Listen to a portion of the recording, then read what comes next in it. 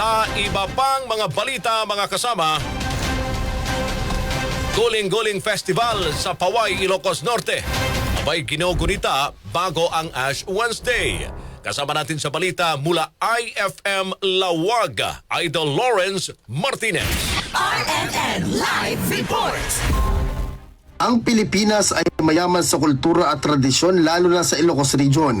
Gaya ng Paway, Ilocos Norte ay isinagawa nila ang street dance parade na pinangunahan ni Mayor Sheila Galano at mga opisyal ng LGU Paway. Ipinakita nila sa madla ang mayamang kultura ng Paway, Ilocos Norte sa Guling-Guling Festival.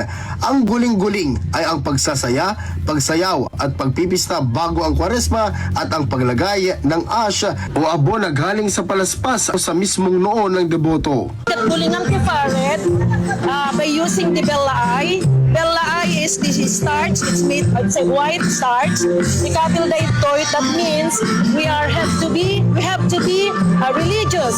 Sabi naman ni Congressman Angelo Marcos Barba ay kakaiba ang guling-guling ngayon at siya ay nagagalak na dumalo dito. Amuyo dito ay aming arwan, aming inabel, aming panagsala, aming panagriente tao.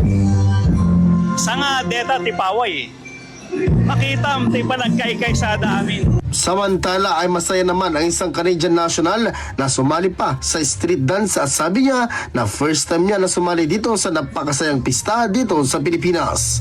My wife that's from here, from Parwan. So it's my first winter here, my first time here. So I just retired and so it won't be the last. I'll be back, that's for sure. Di may pagkakaila na dito sa Paway, Ilocos Norte ay talaga namang dinarayo ng mga turista. Kasama mo mula dito sa IFM Lawag, Idol Lawrence Martinez, Tatak, RMN. RNN Network News.